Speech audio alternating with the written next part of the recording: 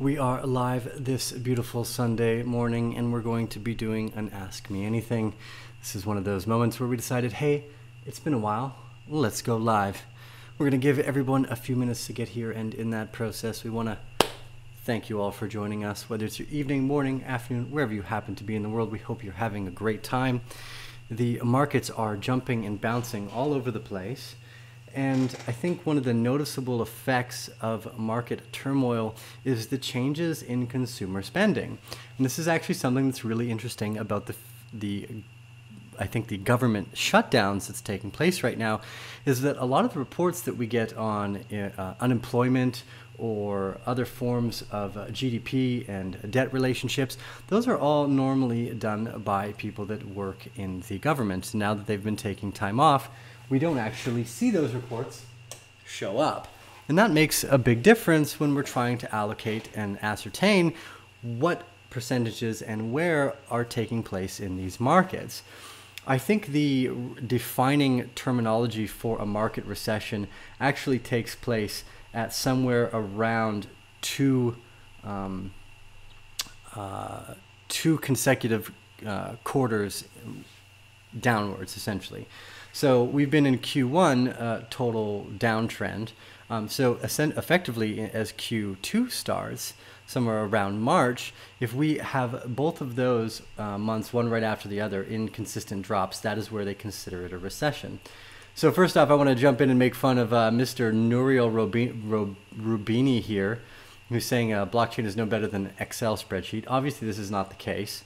Blockchain is significantly more advanced than a spreadsheet. And what's funny is that these people, you can tell, they don't make a whole lot of sense on multiple layers.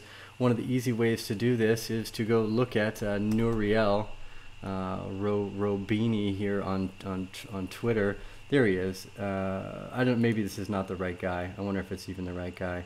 No, it's not even him. He has some absurd amount of followers, but very few likes or any content pushes that come out from this guy. So you can assume that the majority of anything that he's publishing and producing is actually garbage. Let's see here if I got his name spelled correctly. No, these are not the real ones. Anyways, last time I looked, he had a few 100,000 followers, but only like 10 or 15 likes on his post. So this guy doesn't know what he's saying. Obviously, blockchain in itself is significantly more advanced than Excel spreadsheets. One of the reasons why they're so important is because it's not a read-write-only access dependent upon a password.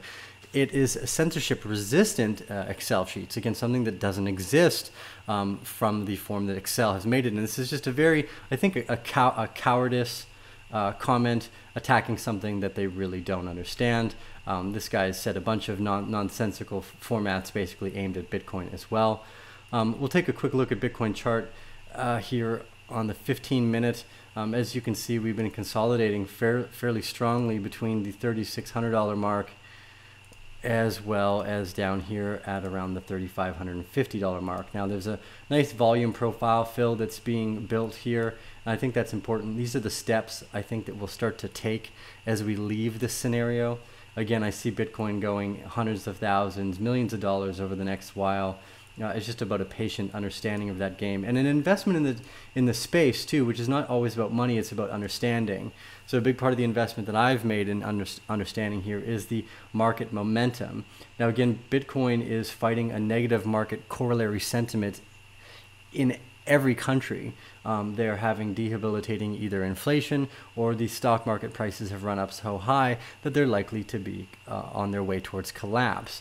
So this really thin, well-defined channel here is actually quite nice to see in Bitcoin again. It reminds me back of the $6,000 days. Now, I do suspect, and have said this multiple times, and I still stand by this assertion, that we will likely go to $2,500 next.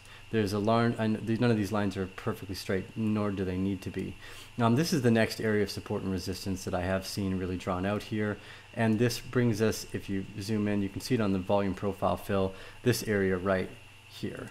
This is where I think we're going to start to find the next area of support, and then I believe it's going to happen very quickly, where we're going to likely jump down to anywhere between $900 and $1,600, touch this range in a very sharp V pattern, something like this.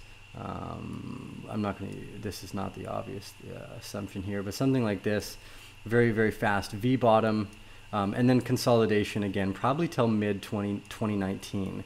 So I think that this cycle here will take us probably almost all the way till the new year of next year.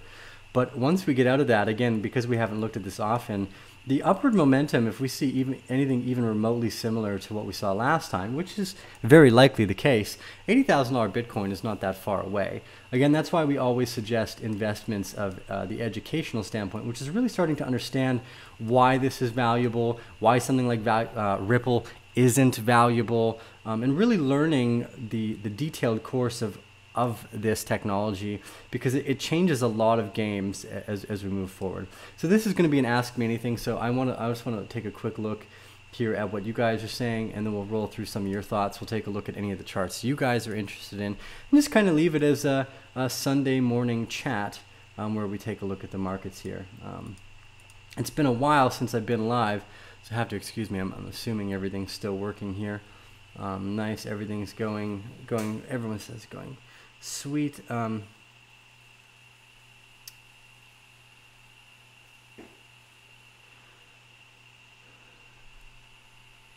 XRP Africa says, do you think TRX is in a sucker's rally?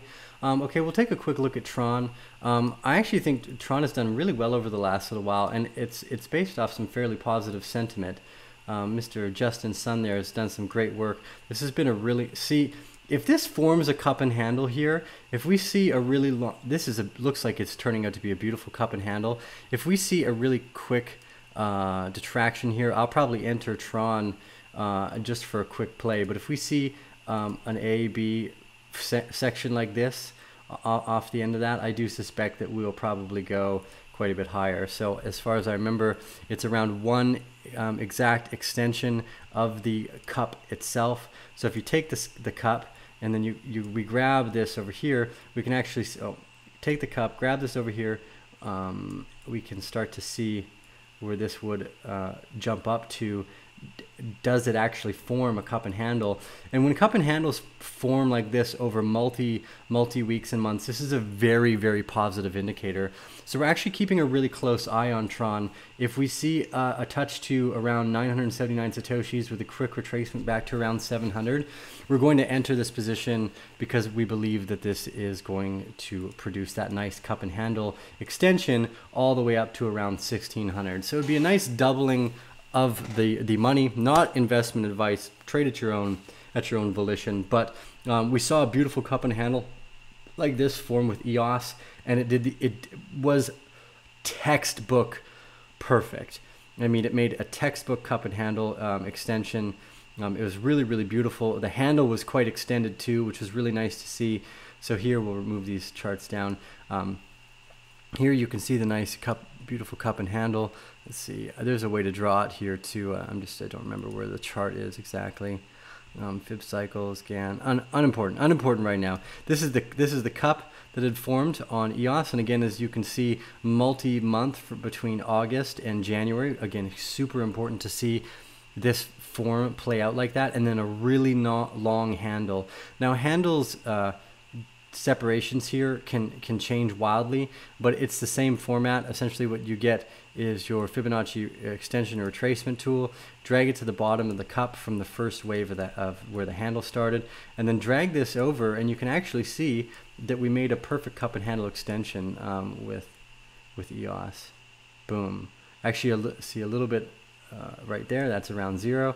See how we just touched the top here if you zoom in to almost a full 100% extension from the top of the cup and handle. Now this is actually very, very common for cup and handle extensions, is to make that 100% gain. So we're going to be keeping a very, very close eye on Tron for exactly that reason. This looks like it could play out to end up being almost a perfect cup and handle, and if that's the case, you don't want to miss out on an easy 100 times gain. Again, we actually look like we had a cup and handle starting to form here. The only difference was though is that the cup would have had to have formed a handle way up here. When it formed it down here, this was actually an invalidation of the handle itself, because it was significantly lower than some of the large volume we had had on Tron in the first place.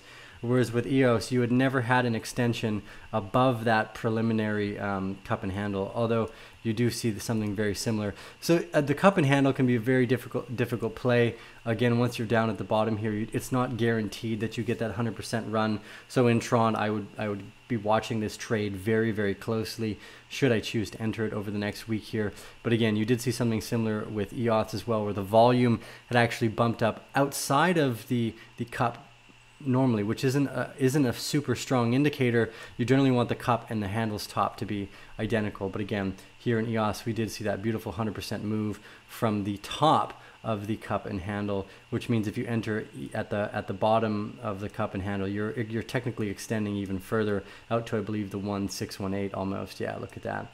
So it'd be around, if you were able to pull off the entire extensions movement, it's 160% in a very short period of time. So we're going to keep our eyes on Tron for exactly that reason. These cup and handle moves, especially when they form on weekly charts, can be very beautiful. Again, you saw a false breakout here that couldn't make it. So if we are seeing that this is an even longer cup, which it is, and that's what we like, a much longer cup and handle scenario, Tron could actually be a great play. So we're going to add that to our favorites. Let's see, can I do that? It's already on my favorite list here. We'll just keep it there and keep an eye on that. So let's take a look at your next thoughts and questions. That was my interval on Tron.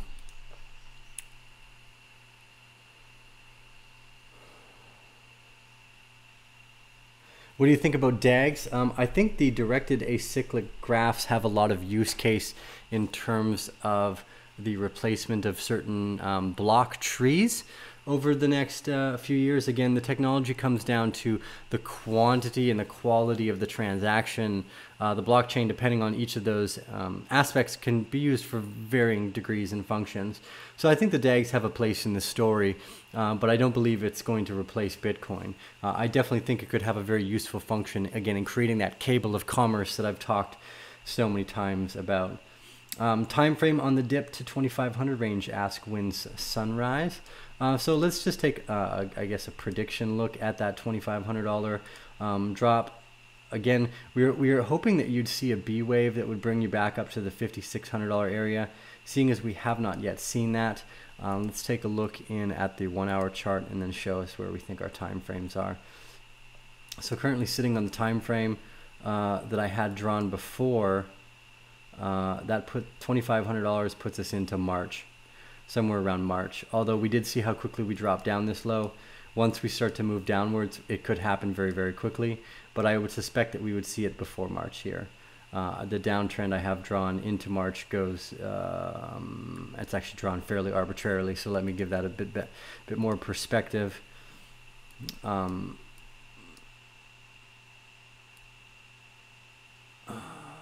there's a nice triangle line. And we'll just use this one that we already have previously drawn and drag it up to the top here. So we have a very sharp corollary downtrend. It actually could happen even quicker. So hitting the $2,500 line by mid-February, that would be my guess at the current moment. If we follow this triangle down in any particular way, you could actually use the fan to help chart this a little more with a little less speculative movement, but I think that's pretty close. I'll go for mid-February. Again, just totally making shit up. I have no idea, but mid-February seems like a good line to guess. And here you even see it on the RSI in Bitcoin actually falling still, and not been able to break out of this trend line here. You can actually draw it on a multi-format too if you'd like. Let's see. Oh, what's going on here? There we go. Yeah, actually, even all the way back from March, you can see the RSI has been steadily heading downwards. I think this is where we'll start to hit into consistent oversold territory. See how back here in the dates everywhere between, let's see, between October and January, we did not touch oversold once. I mean, we just dipped down to touch the RSI line here at around 31, but that's it. That's hardly any movement.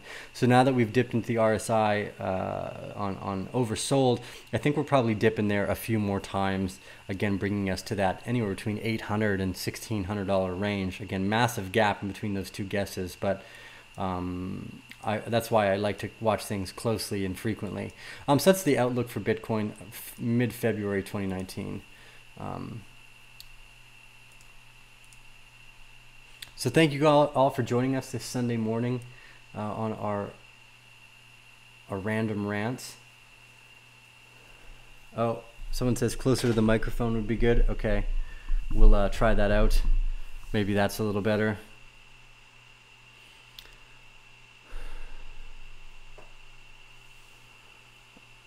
Let's see, take a look at a few more guys' questions. Do you think altcoin season has started? No, not yet. I'm heavily dependent on Bitcoin. Although earlier in September when we saw that jump to 7,400, I was very optimistic that that might be the case. What's your thoughts on Digibyte? Same as any proof of work token. I like them, but at the moment, until Bitcoin really decides the direction here, I don't want to look too closely into anything because everything will lose dollar value. But again, the name of the game here is to get more Bitcoin. So because Bitcoin's value is descending, you can actually play short-term gains. Again, Ethereum was 100% gain in a very short period of time there.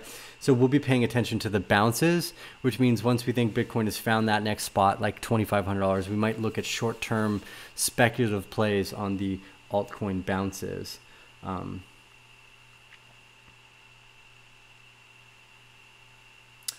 Jay Constant says bull run getting started next week. Yeah, that's not going to happen, but I hope you're right. Sure, why not? That'd be great. That'd be awesome. But I don't believe that's going to happen.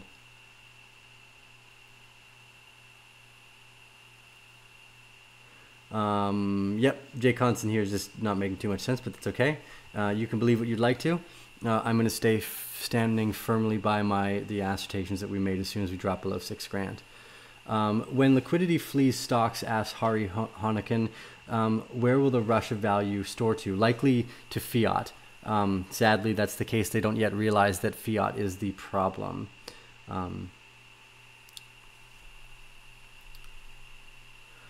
When Sunrise says, I love the love on your window. Thank you. That's a very nice kind of sentimental gift I have here. I'm not going to say it's my love, but it's love everyone can enjoy. I'm glad. Let's see, here we go. What's next for Arcane Bear? Joe Rogan? Oh, I wish. Thank you all for upvoting that tweet to have me as a guest on Joe Rogan. I know it didn't that's not how Joe Rogan writes in guests, but I really appreciate that. It meant a lot to me. I found it very sweet. I would love to be a guest on Joe Rogan's show one day, and hopefully as we continue to grow the podcast and the Arcane Bear family, we can start to do ridiculously exciting things like that. I would be I wouldn't even be able to express the amount of honor and gratitude I'd have for such an experience. So thank you for that question.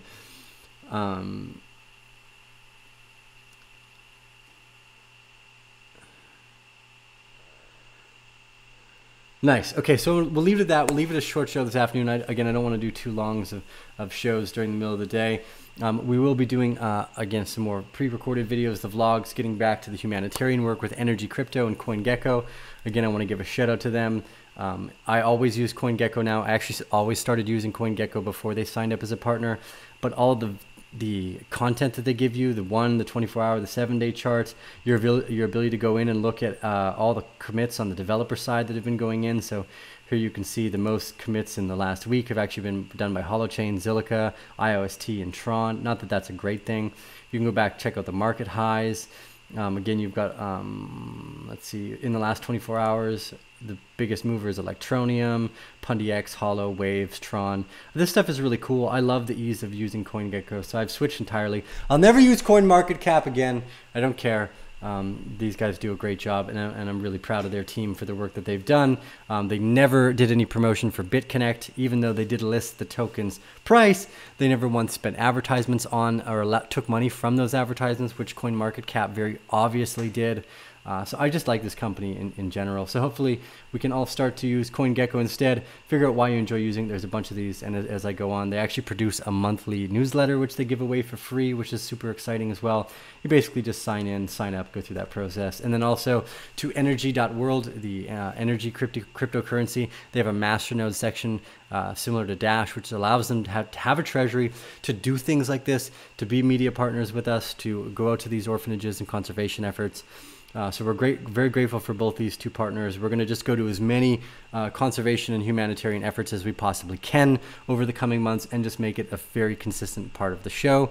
And then also allow on-ramps for those of you that want to support us, whether it's direct donations or contributions to the companies that we're going to be working with, or if you'd like to support us in a more abstract way, jump on arcanebear.com/shop. You can buy yourself one of the new limited edition jerseys that we've created, or sweaters. They're super nice. We even have some baby jumpers and mugs and all that fun stuff. I actually just ordered myself one of these sweaters, and yes, I pay for my own swag, but I love it. Look how cool the back looks here. The new Arcane Bear logo is super sweet. So shout out to Lagus who did our Arcane Bear. He's probably going to do another one or two. I think the koala and the panda bear are also going to end up these. And we're just going to do limited edition swag runs like this until we feel we've kind of oversold it. This one, because we're new here, will probably sell for a few months. So keep that in mind. Take a look at arcanebear.com/shop. Grab yourself some swag if you want to help support us. The newsletter we're still working on launching, but because I've been just getting home and settled, it's been harder to launch than I thought, because just getting in, settling up all the gear, cleaning up the kitchen, getting back in, putting the camera gear up so I can get back into a kind of a fully functional mode has taken me a lot longer than I would have expected. But remember to give us those thumbs up. If you're new to the Bear family, subscribe and hit that little bell. Tell all your friends and family. Join the Telegram channel. Thank you, Bear family members, for always being so supportive of how eclectic and abstract I can be. I know we do a lot of different things during this show and this process, so very grateful for the creative freedom to do just that. It's like I explore the YouTube platform because it's something new to me and something I never expected that I would do, but I'm very humbled and grateful to have the opportunity and the platform to share my sentiments and to build a community with so many fine people such as you guys. So we're signing off. We'll see you guys on the other side.